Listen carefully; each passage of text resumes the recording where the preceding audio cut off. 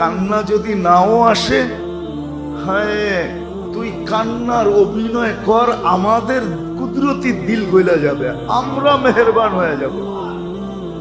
আবু বকর সিদ্দিক রাদিয়াল্লাহু তাআলা তো জিজ্ঞাসা করছে, ইয়া রাসূলুল্লাহ কান্না যদি না আসে, আল্লাহর রাসূল বলছে অভিনয় করলো চলবে। অথচ আবু বকর সিদ্দিকের কান্না আসে না, এটা আবার প্রশ্নের কোনো বিষয় হয় নাকি? উনি তো সারাদিনই কাঁদতেন, ঠিক না? কিতাবে আছে। মক্কালার আয়েশা বলছে, আবু বকর কোরআন পড়ো তো পড়ো ঠিক আছে, কিন্তু সাথে সাথে যে কাঁদতে থাকো, তোমার কোরআন পড়া একদিক দিয়ে আমাদের ঘরকে আউলায়া দেয়, তোমার কান্না আরেক দিক দিয়ে আউলায়া দেয়। দুই বাতাসে আমাদের ঘর সব উল্টে যাইতেছে, মহিলারা মন গইলা যাইতেছে, বাচ্চারা পর্যন্ত মুসলমান হওয়া শুরু হয়ে গেছে। কোরআন পড়ো পড়ো সাথে কাঁদো কেন? উনি জিজ্ঞাসা করতেছে কান্না যদি না আসে কি করবো? আল্লাহর কাছে তো অভিনয় গ্রহণযোগ্য। আজকে তো অভিনয় করতে পারে, অভিনয় তো করি না, কাঁদবো তো দূরের কথা, কিন্তু একদিন তো কাঁদবে। ওই দিন কান্না তো কোনো কাজে দিবে না, শুধু কান্দে, পানিও গড়াবে। কতটুক পানি জমবে এটাও কোরআনে হাদিসে লেখা আছে, কতটুক পানি জমবে, পানির মাত্রা কতটুকু হবে। তো যেটা বুঝাইতেছিলাম মেরে দোস্ত, সত্য এটাই, সত্য এটাই। আজকে সুযোগ আছে, আজকে জীবনের মূল্যায়ন করা যায় না। জীবনের গতি আমাদের কাছে না, জীবন যিনি দিয়েছেন ওনার কাছে। এই জন্য জীবন অবিরাম যাত্রী, কোথাও বিরামহীন যাত্রী, কোথাও দাঁড়ায় না, চলতে থাকে, চলতেছে। কিন্তু হ্যাঁ, এটাকে কাজে লাগানো, এটা হলো বুদ্ধিমানের কাজ। আছে কিছু বুদ্ধিমান দুনিয়াতে এখনো আছে, যারা এখনই প্রস্তুতি নিতেছে। ওমর রাদিয়াল্লাহু তাআলা আনহুর কথা মতো, হাসিবু ক্বাবলা আন তুহাসাবু, তোমার হিসাব তুমি ডেলি কষো। জন্য আল্লাহওয়ালারা বলে, আল্লাহওয়ালাদের বলা ছিল, এখনো বলেন, নিয়মও ছিল, ঘুমানোর আগে যোগ বিয়োগ করে ঘুমানো। আজকে গুনাহ কয়টা করলাম, নেক কয়টা করলাম। যদি দেখা যায় নেক কম হয়ে গেছে, গুনাহ বেশি হয়ে গেছে, তাইলে গুনাহ যে এক খতমের কোরআন আর দুনিয়ার সমস্ত গুনাহ এক পাল্লায় দিলে কোরআনের খতমের পাল্লা বাড়ি হবে। ওটা তো 3 বার সূরা ইখলাস পড়লেই পাইতেছেন, ঠিক না?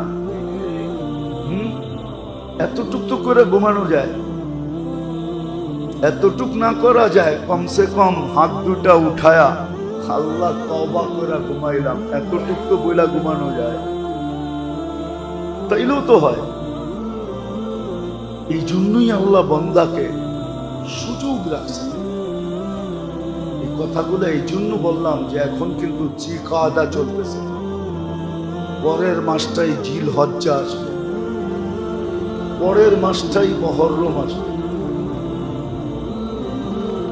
এই উম্মতকে হুকুম ছিল যে কমসে কম 4টা মাস আল্লাহকে লজ্জা করো। গুনাহ না করা মানে হলো আল্লাহকে লজ্জা করা, গুনাহ করা মানে হলো আল্লাহকে লজ্জা করলো না, লজ্জা পাইল না। দেখেন না, অনেক সময় দেখি আমরা, অনেক সময় দেখি আমরা, এই ছেলে, অনেক সময় দেখি আমরা, ওরা খেয়াল রাখেন না, এটা তো ও গুনাহগার, যে ডোকে সেও গুনাহগার হয়, আপনারও হন।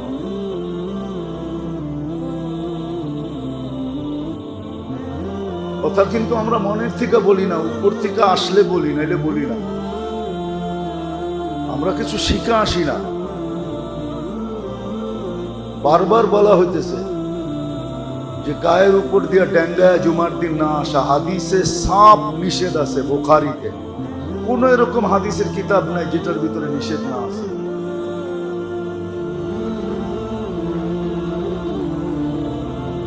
রাগ হেন না, আমরা ভালো চাই, খারাপ চাই না। যারা দরজার কাছে থাকে তাদের এটা হ্যাঁ ঢুকছে ওইখানেই বসায় দেন, আরেকজনের কান্দের উপর দিয়ে ঠেলতে ঠেলতে ঠেলতে ঠেলতে ভিতরে ঢুকবে।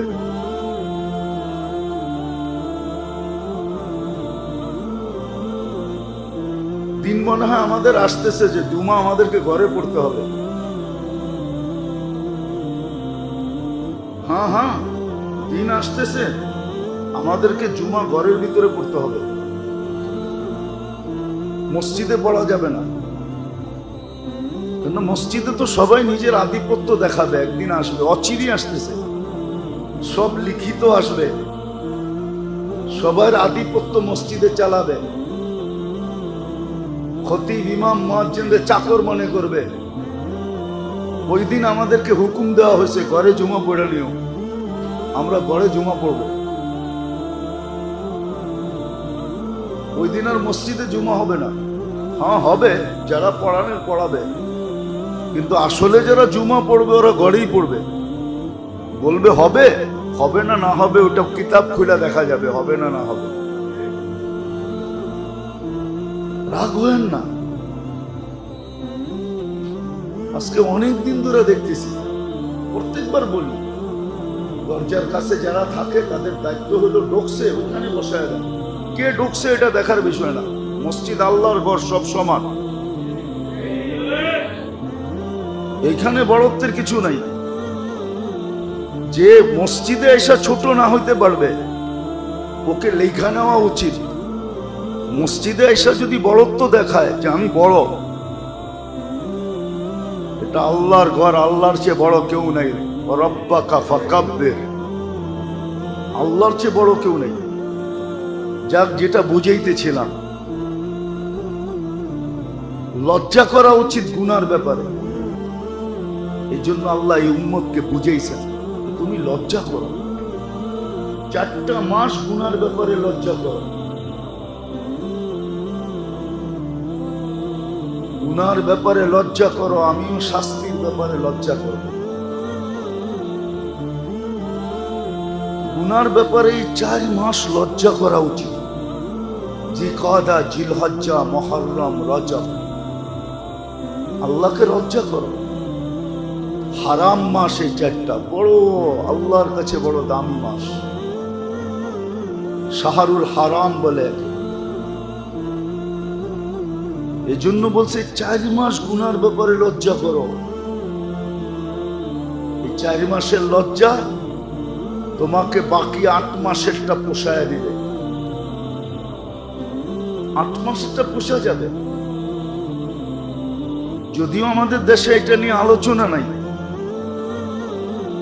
ইরান তুরান নিয়ে আলোচনা আছে, এদিক ওদিক নিয়ে আলোচনা। দেখেন না মাঝে মাঝে মিডিয়া এক এক আলোচনা নিয়ে কেমন চলতে থাকে।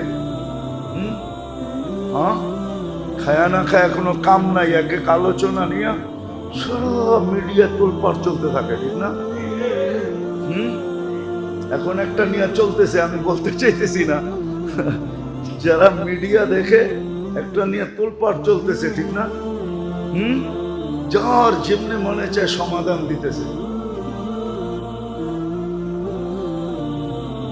আসলে এটা না, আসল যেটা আলোচনা হওয়ার দরকার ছিল যে এই 4 মাস উম্মতের উচিত, আমাদের উচিত গুনার ব্যাপারে আল্লাহকে লজ্জা করা উচিত। লজ্জা করা উচিত যে আমি 4 মাস গুনাহ করব না, সাধ্য অনুযায়ী, ইচ্ছাকৃত ভাবে। হ্যাঁ, ভুলে হয়ে গেল, তাহলে এটা তো আগেই ঘোষণা আছে, রুফিয়ান উম্মতি আল খাতা ওয়ান নিসিয়ান। আল্লাহর রাসূল আগেই ব্যবস্থা করায় রাখছেন, আল্লাহর থেকে সিগনেচার করায় নিছেন। আমার উম্মত যদি ভুল করে তাহলে কি করবেন, ওটাও কি ধরবেন? আল্লাহ বলছে, বন্ধু আপনার উম্মত ভুল করলে মাফ করে দেন। ভুল করলে কি? হ্যাঁ,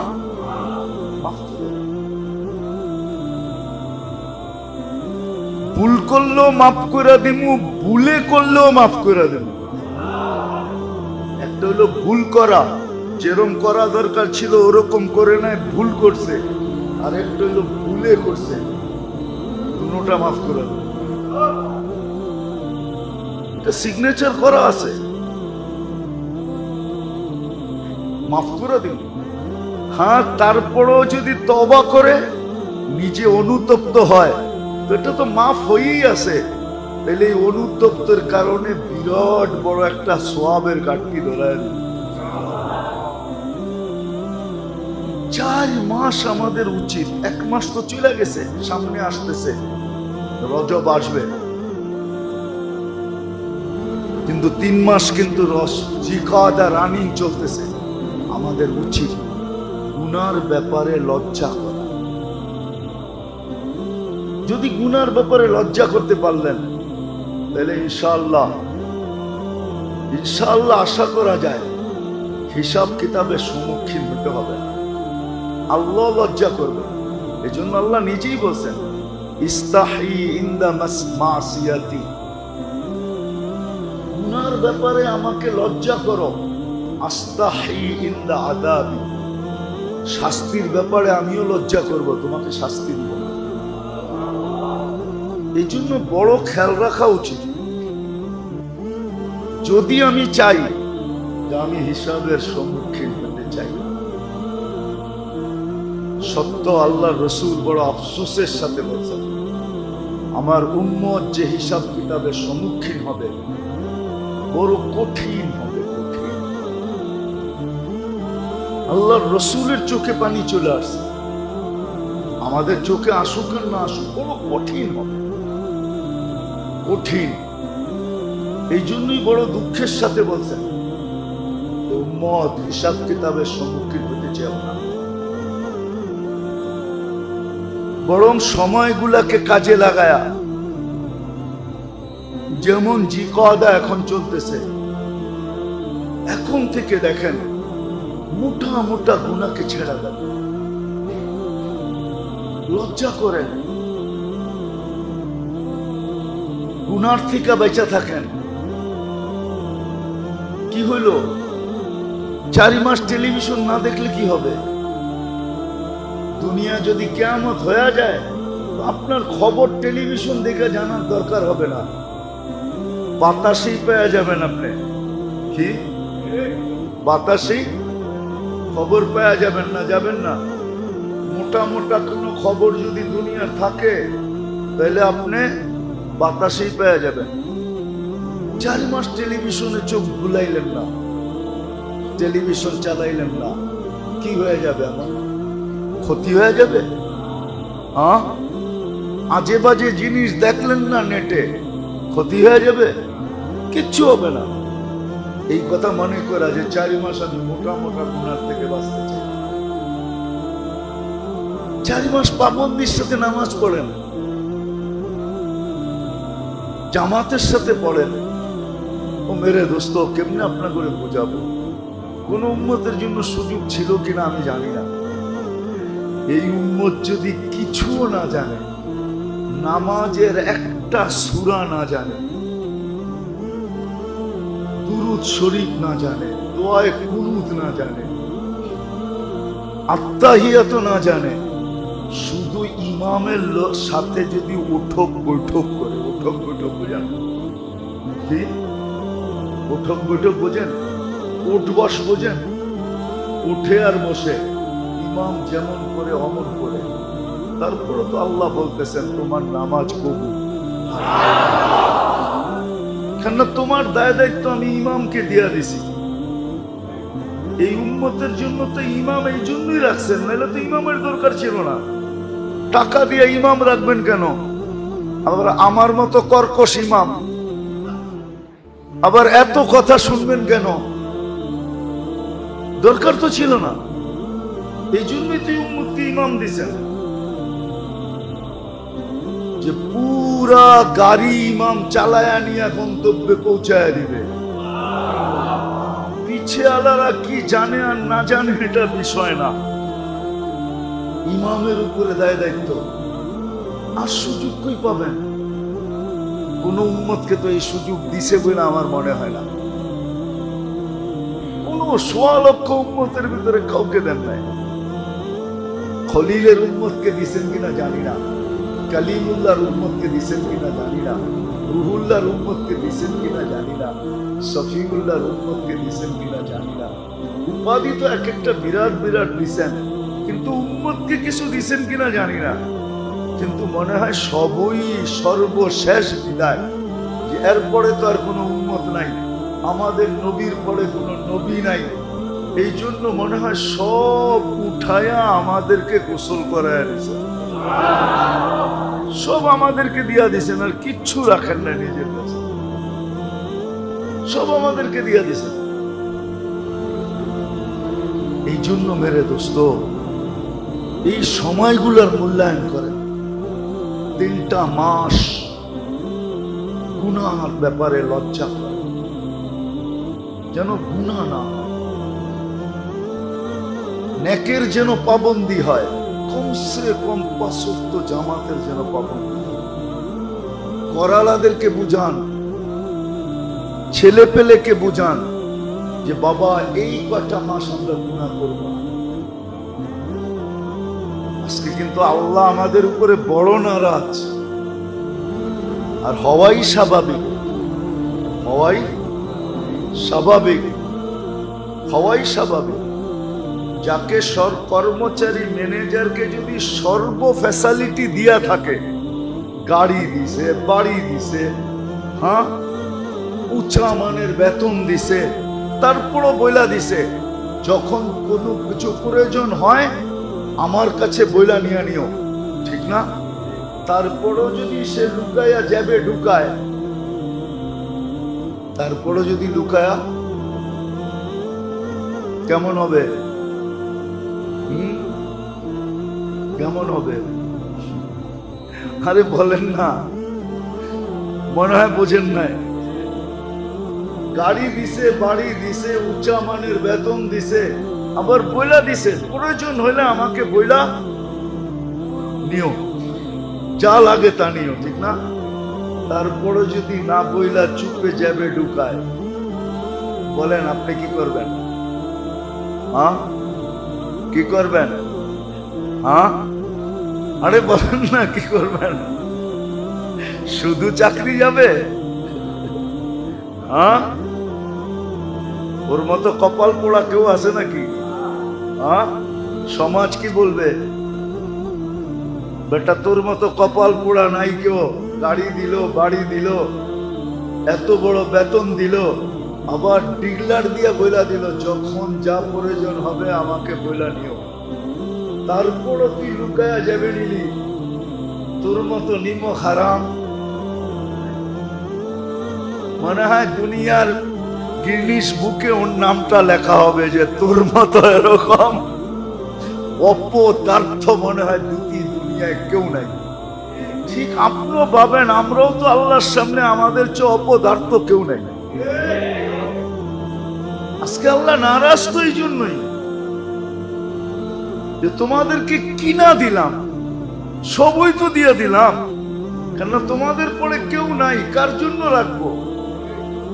সবই তো তোমাদেরকে দিয়া দিলাম, তারপরও তোমরা লুকায়া লাফত যাবে নাও। আজকে যে আল্লাহ নারাজ, প্রতিশোধ নিতেছেন না শুধু বন্ধুর কারণে, মুহাম্মাদুর রাসূলুল্লাহ সাল্লাল্লাহু আলাইহি ওয়াসাল্লামের কারণে। মুহাম্মাদুর রাসূলুল্লাহ সাল্লাল্লাহু আলাইহি সাল্লামের কারণে প্রতিশোধ নিতেছেন, নাইলে তো সমূলে ধ্বংস করে দেওয়ার কথা ছিল। এই জন্য আমার কথা বোঝেন, নিজেও বাঁচেন, করালাদেরকেও বাঁচান, পরিবেশকে বাঁচান। যেই 4 মাস, এই 3টা মাস সামনে আসতেছে একসাথে, জিকাদা চলতেছে, জিলহজ্জা, মুহররম, তারপরে গ্যাপ দিয়ে আসবে আবার রজব। গুনার ব্যাপারে আল্লাহকে লজ্জা, গুনার থেকে বাঁচো।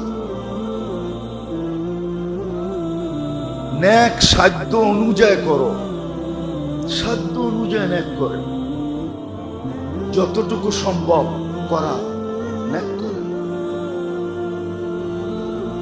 নেক করেন। নেক করেন যতটুকু সম্ভব, নামাজ পাবন্দির সাথে পড়েন।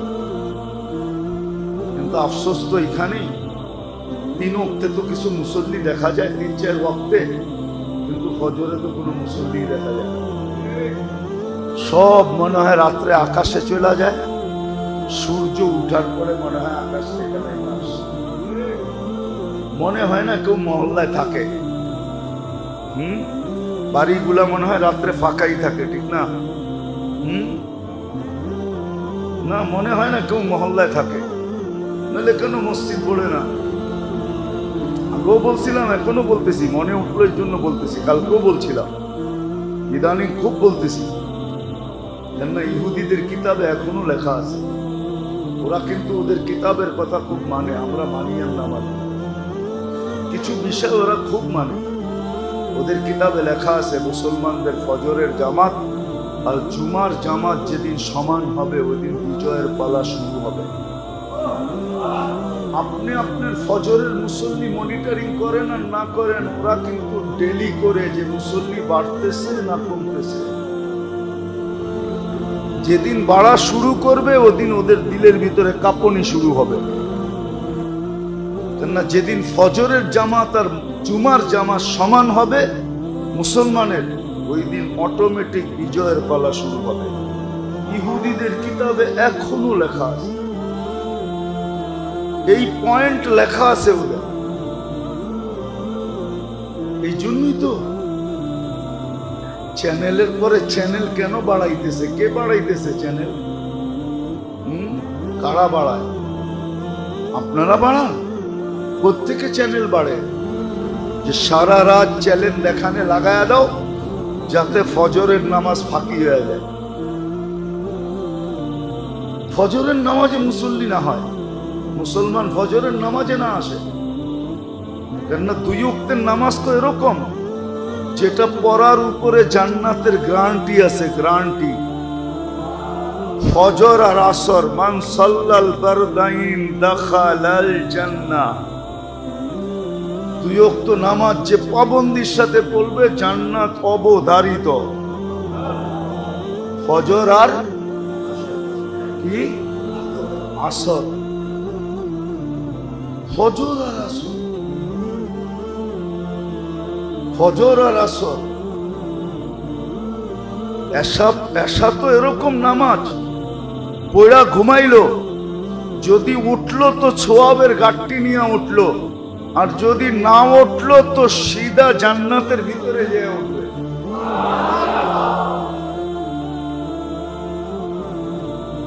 জান্নাতে যে ঘুম ভাঙবে, তো এরকম নামাজ। কিন্তু উম্মত তো মানতে চায় না। যাক, আমার যেটা বুঝানোর ছিল ওটা বুঝাইতেছি। খোদার ওয়াস্তে আল্লাহ বড় নারাজ হয়ে গেছে। আল্লাহ আমাদের উপরে বড় নামাজ, উম্মতের উপরে। এই জন্য এই 3 মাস জিলকাদা, জিলহজ্জা, মুহররম, না আপনাদের সাথে তো আর বেশি দেখা হবে না, হয়তো আর 2 জুমা দেখা হবে। তারপরে আমি আল্লাহ নিয়ে গেলে হজে যাব 5 তারিখে, আবার 3 জুমা পরে বেঁচে আসলে দেখা হবে। এই জন্য খুব কাজে লাগানো চাই, গুনার থেকে বাঁচা চাই, যতটুকু নেক পারি করা চাই। ইস্তেগফার করেন খুব, দোয়া করেন খুব, তাসবিহ পড়েন খুব, 5 ওয়াক্ত নামাজ পাজামাত করি। গরালাদেরকেও বলি, গরালাদেরকেও বলি 4 মাস এরকম করে আল্লাহকে দেখায় দে। হ্যাঁ, সত্য এটাই, সত্য এটাই। একটা হাদিস মনে উঠলো এই জন্য বলতেছি, ফেরেশতাদের শিফট পরিবর্তন হয় 2 বেলা, কয় বেলা? ফজরে আর আসরে। একদল ফেরেশতা ফজরে জমিনে আসে, ওরা আসরে উঠে চলে যায়। আরেক দল ফেরেশতা আসরে আসে, ওরা ফজর পর্যন্ত ডিউটি করে। যখন উপরে যায় আল্লাহ জানে, তারপরে জিজ্ঞেস করে কাইফা ওয়াজাদতুম ইবাদি ইযা আতাইতুম, তোমরা জমিনে যখন আসছিলে, গেছিলে, করছিলে, আমার বান্দাদেরকে কি অবস্থা পেলে? ফেরেশতারা বলে আতাইতুহুম ইউসাল্লু, আমরা যা দেখছি সব ফজরের নামাজ। আবার জিজ্ঞেস করে ইদা ওয়াজাদতুম ইবাদি ইদা তারাকতুম, যখন ছায়রা আসতেছিলে তখন কেমন দেখলে? তো বলে তারাকতুহুম ইউসাল্লুন, যখন ছায়রা আসতেছিলাম তখনও দেখছি নামাজে, তখনও দেখছি নামাজে। হাদিস অনেক লম্বা।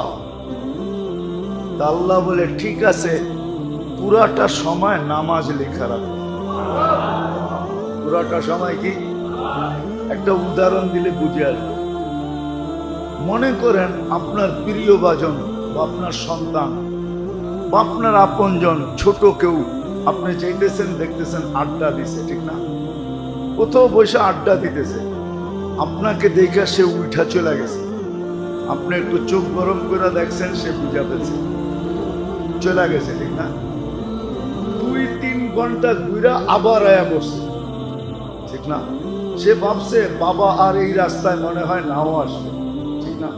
3 ঘন্টা হয়ে গেছে তো, ঠিক না? কিন্তু আপনি এসে দেখছেন আবার বসা আছে, ঠিক না? আপনি কি বলবেন? যাওয়ার সময় দেখলাম এখানে বসা আড্ডা দেশ, আইসো দেখি তুই এইখানে বসা, এইখানে বসা করস কি? হ্যাঁ না, প্রথম একটু চোখ গরম করছেন, এখন মাথাটাই গরম হয়ে গেছে। 3 ঘন্টা ধরে তুই এনে বইয়া করস কি, ঠিক না? কিন্তু ও 3 ঘন্টা ছিল না, ও কিন্তু আপনার চোখ গরম দেখেই উঠে গেছে গা, ঠিক না? কিন্তু ভাবছে 3 ঘন্টা তো হইলো, বাবা মনে হয় এখান দিয়ে আর আসবে না, বড় ভাই মনে হয় এখান দিয়ে আসবে না, মুরব্বী মনে হয় এখান দিয়ে আর আসবে না, আবার আইসা বসে গেছে। কিন্তু আপনি কি বললেন? যাওয়ার সময় দেখলাম বাবা, আসার সময় দেখলাম বাবা, তুই করস কি এখানে? দললেন চুলটায়, দল করলেন জুতা আর পিটানি শুরু করলেন, ঠিক না? কিন্তু বেচারায় কিন্তু মধ্যখানে 3 ঘন্টা ছিল না। আল্লাহ এরকমই বলে, পুরাটা নামাজ লেখা রাখে। এই জন্য এই 3টা মাসে উচিত আমাদের আল্লাহকে রাজি করার জন্য, খুশি করার জন্য গুনার ব্যাপারে খুব সতর্ক থাকা, গুনার ব্যাপারে খুব লজ্জা করা, সাধ্য অনুযায়ী আমল করা। আর জিলহজের 10 দিন, জিলহজের যেদিন থেকে শুরু হবে, জিলহজের চাঁদ যেদিন থেকে দেখা হবে, 1 তারিখ থেকে শুরু হবে, যেদিন থেকে, ওই 10 রাত্রকে কাজে লাগানো চাই। 10 রাত্র 10 লাইলাতুল কদরের সমান। 10 দিন প্রতিদিনের ইবাদত 1 বৎসরের ইবাদতের সমান। এই জন্য এটাকে খুব কাজে লাগানো চাই, খুব কাজে লাগানো চাই। আরাফার দিনের রোজা রাখা চাই 9 তারিখ, উচিত। ছোট ছোট কিছু করেন, সারা বৎসর পারি না, মাঝে মাঝে তো সুযোগ দিছেন আমাদেরকে, উম্মতকে কমসে কম এটা দেখানো উচিত। হ্যাঁ, দুনিয়ার ব্যাপারে যদি শোডাউন করতে পারেন, তাহলে আল্লাহর সামনে শোডাউন করতে অসুবিধা কি?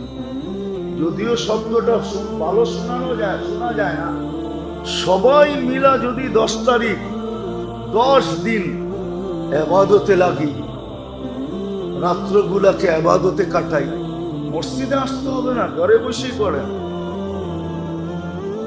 10 রাত্র যেন কোনো মতে কাজে বেকার না কাটে, দিনগুলাতে ইবাদত করেন।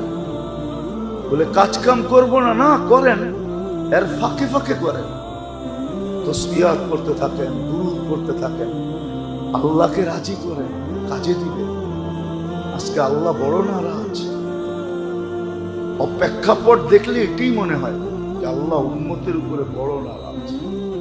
আল্লাহকে আমরা নারাজ করে ফেলছি।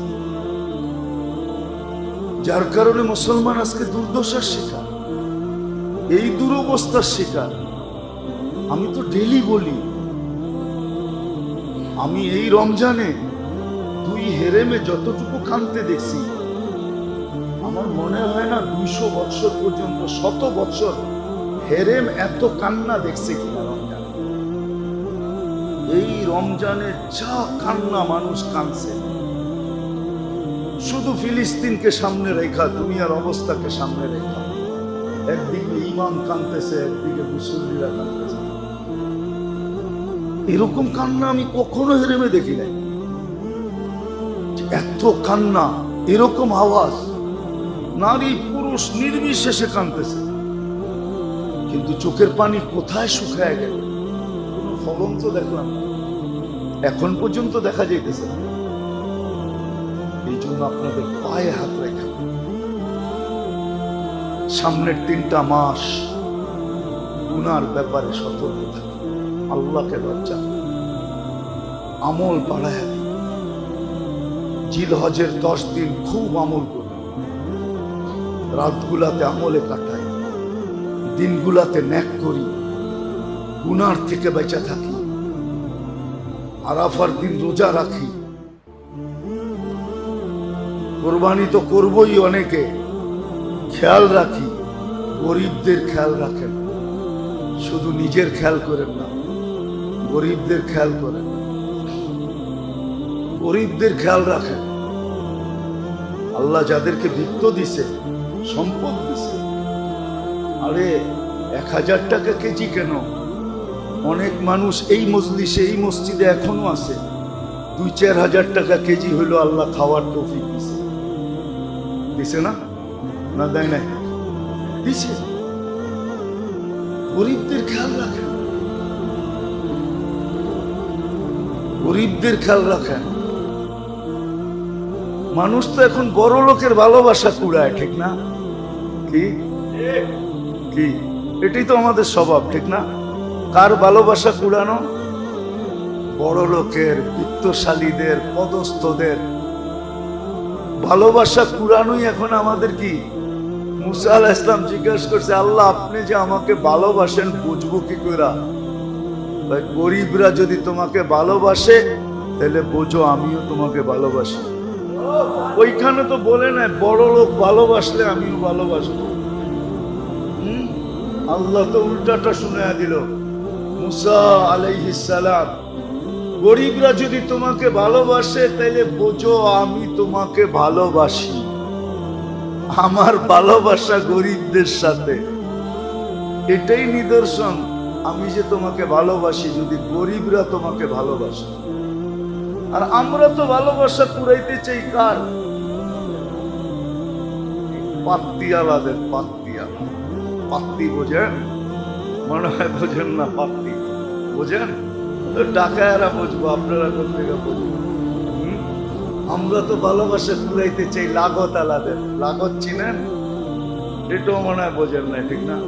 না, না বুঝলেই চললো, অসুবিধা নেই। যাদের কাছে লাগত আছে, সম্পদের পাহাড় আছে, ওদের ভালোবাসা কুড়াইতে চাই।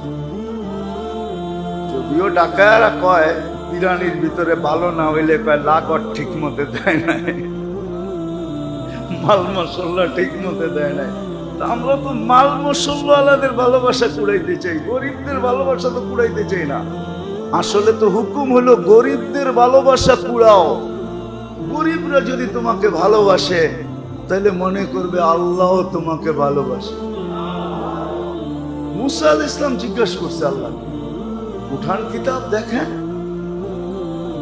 মুসা আলাইহিস সালাম জিজ্ঞাসা করছেন, আপনি যে ভালোবাসেন প্রমাণ কি? কেমনে বুঝবো? মুসা, গরিবরা যদি তোমাকে ভালোবাসে তুমি বুঝা নাও আমিও তোমাকে ভালোবাসি। এই জন্য গরিবদের খেয়াল রাখেন, সদা সর্বদা রাখেন, সদা সর্বদা। উচিত তো ছিল, হয়তো বিত্তশালীরা মানবে না আমার কথা, উচিত ছিল প্রত্যেক আল্লাহ যাদেরকে তৌফিক দিছেন, ন্যূনতম তৌফিক দিছেন, তাদের উচিত 2, 4, 5 জন 10 জন গরিবকে নিজের সাথে সব সময় সংযুক্ত রাখা। এটা উচিত। 2, 4, 5 জন 10 জন গরিবকে সবসময় নিজের সাথে কি রাখা, সংযুক্ত রাখা। সংযুক্ত রাখা বলে এটা আবার কিভাবে করবে? একটা উদাহরণ দেই। 10 জন গরিবকেই বলেন, তোর 5 লিটার তেল লাগে, তুই প্রতি মাসে 5 লিটার তেল আমার থেকে নিয়ে আনিস। তোর 2 কেজি মসুরির ডাল লাগে, আমার কাছ থেকে 2 কেজি মসুরির ডাল নিস। পরোটি না পারলেন, চাউলের বস্তা না পারলেন, আটার বস্তা না পারলেন, গোস্তের বস্তা না পারলেন, এটা তো পারবেন। এই 2-4 জন গরিবকে নিজের সাথে সংযুক্ত রাখেন। ওরা যে ভালোবাসবে এটার নিদর্শন হবে যে উপরওয়ালা ভালোবাসতেছে আপনাকে। কার্ড মিলা যাবে, কার্ড আপনার কাছে। অনেক সময় কার্ড দেখায় না, মুখ দিয়া কিছু বলতে চায় না, পাবের ঠেলায় কার্ড দেখায়। করতে পারেন, ওরা দেখেন কি আপনার কার্ড মিলা যাবে, কার্ড করবেন। আল্লাহ আমাদের সবাইকে কথাগুলা বুঝার, মনে রাখার, আমল করার তৌফিক দান করেন। ওমা আলাইনা ইল্লাল বালাগ। وقال رسول الله صلى الله عليه وسلم ألا إن الجنة حسن بربع ألا إن النار سهل بشهوة أو كما قال عليه الصلاة والسلام। সম্মানিত উপস্থিতি, কোরআন হাদিস থেকে যতটুকু তেলাওয়াত করলাম আশা রাখি একই সামনে রেখে কিছু কথা রাখবো। সাথে সাথে সকলের কাছে দোয়ার দরখাস্ত, আল্লাহ আমাদের সকল শ্রোতাকে জিনিসটাকে বুঝা, কথাগুলোকে বুঝা,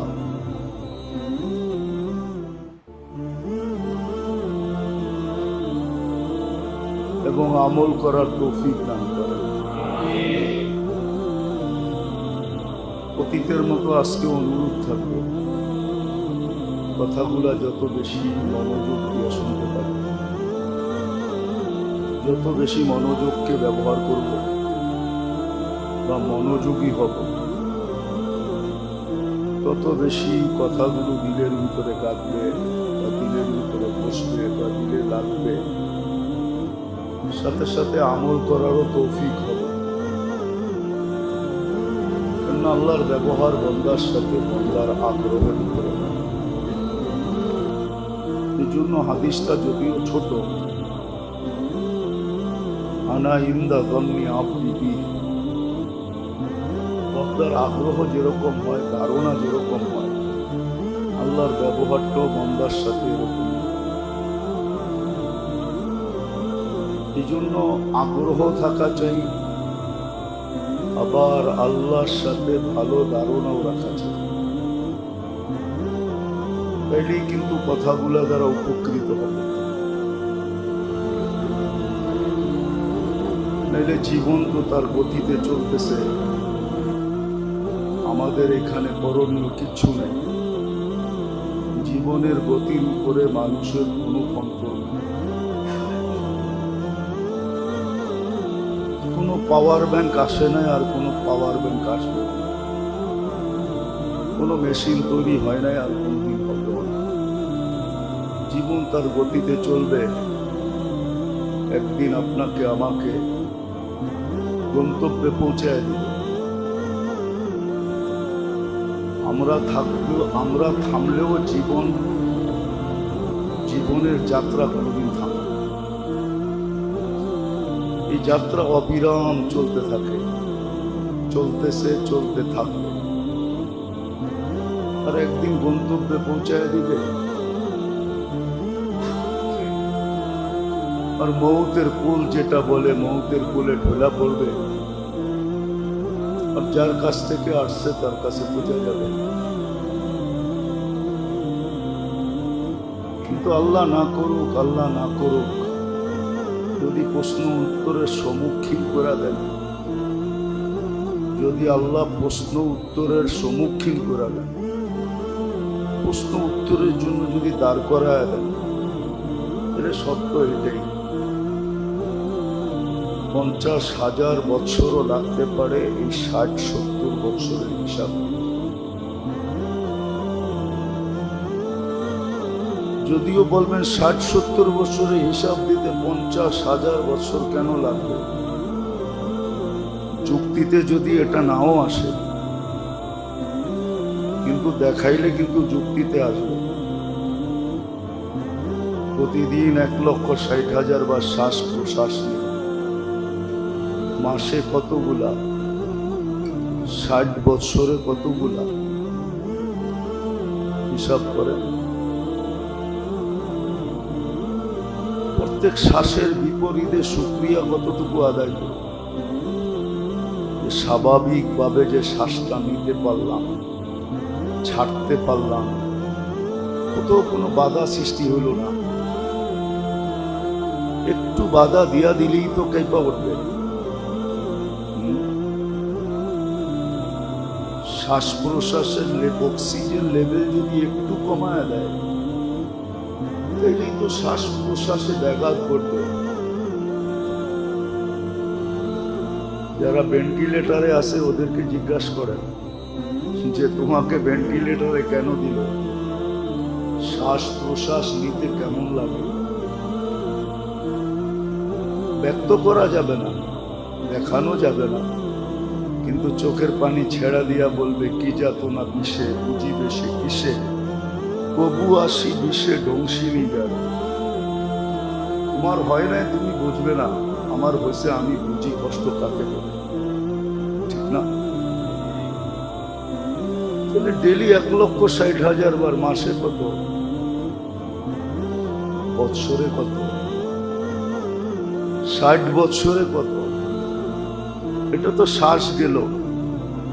ডেলি অক্সিজেন নেন 550 লিটার, বৎসরে নেন 2,750,000 লিটার। 60 বছরে কতগুলা নিছে? ডেলি কিডনি ডায়ালিসিস করে 36 বার কুদরত দিয়া, মাসে কতবার, বৎসরে কতবার, 60 বছরে কতবার? দেখলি অগণিত নেয়ামত কতটুকু বুক করি বলেন? ভাগ হয়ে তো যাবে সমাজ, চলে তো জানোয়ারের মতো।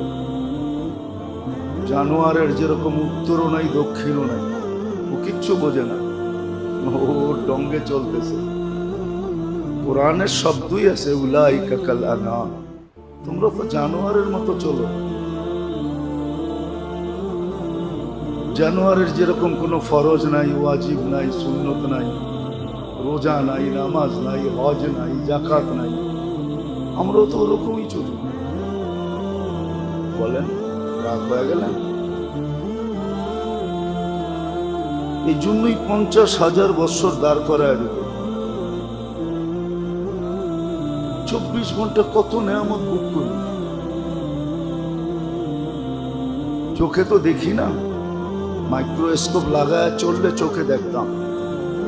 সবাই তো কিনে না, না চোখে লাগানো না, একটা কিনেন, একদিন চোখে লাগায় বাজারে ঘুরেন, তাইলে দেখবেন যে কত জীবাণু আপনার দিকে ধায়া আসতেছে, আর কত ব্যাকটেরিয়ার ভিতরে আপনি বসবাস করতেছেন। এক একটা কত বড় বড় দেখা যায়, কিন্তু এটার থেকে 24 ঘন্টা আপনাকে সুরক্ষিত করে কে? কোনোদিন দেখছেন মাইক্রোস্কোপ দিয়া? দেখেন আপনার নাকের ভিতরে কিভাবে আল্লাহ পশমের জাল বসায় রাখছে। একটা জিনিস শুধু শ্বাস ছাড়া একটাকেও যেতে দেয় না। জিজ্ঞাসা করেন ডাক্তারদেরকে নাকের ভিতরে কিরকম পশম লাগানো আছে, আপনারা তো দেখেন না। ওগুলো তো সফট, এই জন্য হাতে লাগে না, নরম দেখে হাতে লাগে না। যদি শক্ত হইতো তাহলে আপনার নাকের ভিতরে চাপ দিলে লাগতো, এখন লাগে না, কিচ্ছু অনুভব হয় না। 24 ঘন্টা আপনি কত নেয়ামত ভোগ করেন। শুধু শুধু তো কোরআন বলে নাই আম্মা বিনি'মাতি রাব্বিকা ফাহাদ্দিস ওয়া ফি আনফুসিকুম আফালা তুবসিরুন। কোরআন তো ইঙ্গিত দিছিল যে কত নেয়ামত আমার ডেলি তুমি ভোগ করো, একটু ভাবো। তার বিপরীত শুকরিয়া কতটুকু আদায় করো। মানুষেরটা তো খুব করো, মানুষেরটা তো খুব করি না, করি না? কেউ এহসান করলে সারা জীবন পিছে পিছে ঘুরতে থাকি, ঠিক না? এহসান পাওয়ার জন্য সারা দিন পিছে পিছে ঘুরতে থাকে, পায় না, পাওয়ার আশায়। তো ডেলি কত নেয়ামত ভোগ করি, প্রত্যেকটা মুহূর্তই তো একটা নেয়ামত, প্রত্যেকটা মুহূর্তই তো একটা নেয়ামত। 24 ঘন্টা নেয়ামতের ভিতরে ডুবায় আছে। চোখে যদিও কিছু পড়ে না,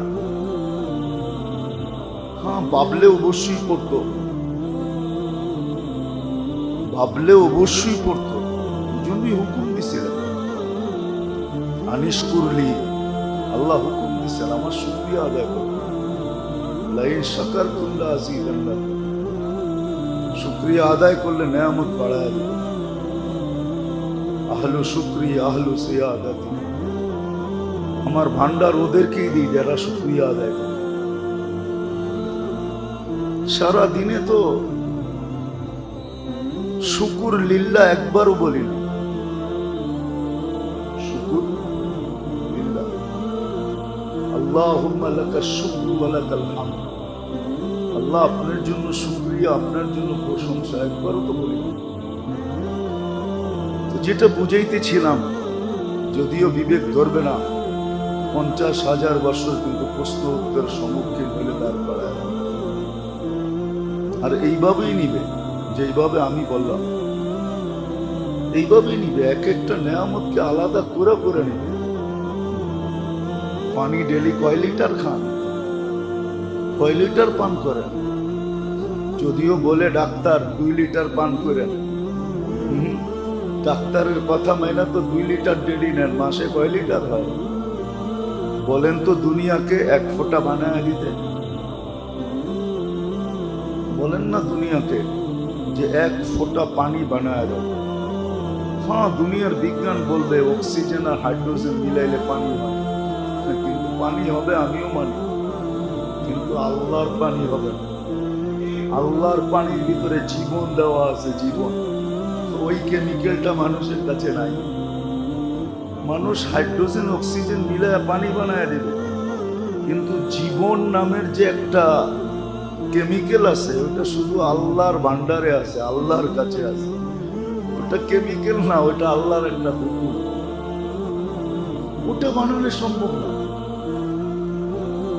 এটা বানানো সম্ভব না। আল্লাহ রসুল বলছে যে তোমরা যে ঠান্ডা পানি এনে পান করো, এটার হিসাব পর্যন্ত আল্লাহ নিতে, যদি নিতে চায় তাহলে 50,000 বছর ঠিকই দাঁড় করায় দেবে। এই জন্য যেটা বুঝাইতে চাইতেছিলাম, সময় কিন্তু জীবনের গতি কিন্তু তার গতিতে চলতেছে, আমার গতিতে। একদিন আমাকে সীমানায় পৌঁছায় দিবে, একদিন আমাকে সীমানায় পৌঁছায় দিবে। আর আল্লাহর কাছে যাওয়ার পরে হতে পারে যে হিসাব কিতাবের সম্মুখীন করে দেবে, কিন্তু বুদ্ধিমান ওই ব্যক্তি যে হিসাব কিতাবকে এড়ায়া চলতে চায়, হিসাব কিতাবের দুয়ারে যেতে চায় না। যে আমি হিসাব কিতাবের দুয়ারে যাব না, বলে ওই ব্যবস্থা কি আছে? অবশ্যই আছে। ওই ব্যবস্থা তো আল্লাহ দিছিলেন এই উম্মতকে, কোন উম্মতকে দিয়া থাকেন আর না থাকেন এটা আমার আলোচ্য বিষয় না, কিন্তু এই উম্মতকে দিছিলেন। উম্মতে মুহাম্মদী সাল্লাল্লাহু আলাইহি ওয়াসাল্লাম, রাসূল মুহাম্মদুর রাসূলুল্লাহ সাল্লাল্লাহু আলাইহি ওয়াসাল্লামের উম্মতকে দিছিলেন, যে ইচ্ছা করলে সে বাঁচতে পারে। আপনি উদাহরণ দিয়া দেখেন, রমজানের রোজা রাখলো আর 6 রোজা যে রাখলো, সে এটা তো ধারণা করতে পারে হাদিসের আলোকে যে আমি সারা বছর রোজা কমপ্লিট।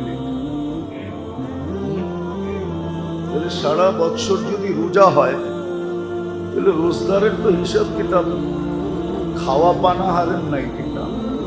আছে বাঁচলো কি বাঁচলো না? কিন্তু পদ্ধতি ব্যবহার করছে কয়দিন? 30 দিন আর 6 দিন, 36 দিন।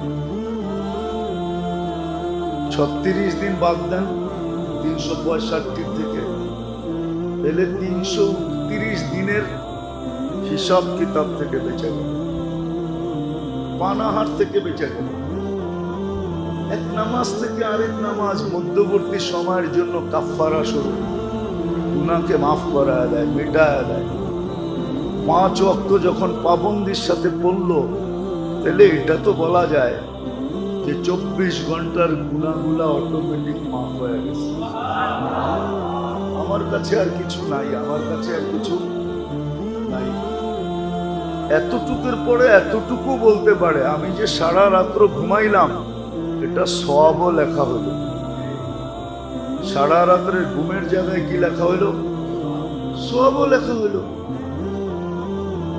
মসজিদের দিকে যে আসলাম, কদম যদি আপনি গইনও আসেন যে আমার ঘরের থেকে মসজিদের দিকে আসতে কত কদম হয়, অত কদম গণার পরে আপনি বলতেও পারেন, দৃঢ়তার সাথে বলতে পারেন যে আমার এতটা গুনাহ মাফ হয়ে গেছে। যদি 100 কদম দিয়ে আসতে হয় তো 100 গুনাহ মাফ, 1000 কদম দিয়ে আসলে 1000 গুনাহ মাফ। ডেলি তো 1000 গুনাহ হয়ও না মনে হয়, গুনাহ তো একটার বদলা একটাই লেখা হয়, ঠিক না? উজু যখন করতেছিল, যদি সঠিকভাবে উজু করে থাকে সুন্নত অনুযায়ী, তাহলে উজু শেষ শরীরের গুনাহ সব ছড়া গেছে। তাহলে গুনাহ রইল তো রইল কোন জায়গায়? এত গুনাহ তো সারাদিন হয়ও না। তারপরও আল্লাহ রসুল পদ্ধতি শিখাইছেন যে প্রত্যেক নামাজের পরে সুবহানাল্লাহ, সুবহানাল্লাহ 10 বার, আলহামদুলিল্লাহ 10 বার, আল্লাহু আকবার 10 বার পড়ো। 30 বার হবে, 5 ওয়াক্তে 150 বার। তুমি 150 পড়বা, 150 সওয়াব লেখা হবে। 1500 1500 সওয়াব লেখা হবে। ঘুমের সময় 100 পুরা করো, 33 33 34, 100 পুরা, এখানে হলো 1000, তো 2500 নেকি হলো। তোমরা 2500 গুনাহ ডেলি করার মতো ক্ষমতা তোমাদের নাই, কেন? 2500 গুনার নাম তো জানতে হবে, ঠিক না? তারপরে না করবে। 100 গুনাহ নাম জানে এরকম পিএইচডি হোল্ডার এখানে একজনও নাই যে 100 গুনার নাম মুখস্থ করা পিএইচডি হোল্ডার হয়েছে। একজনও এখানে নেই। আসেন নাকি কেউ? কেউ নেই।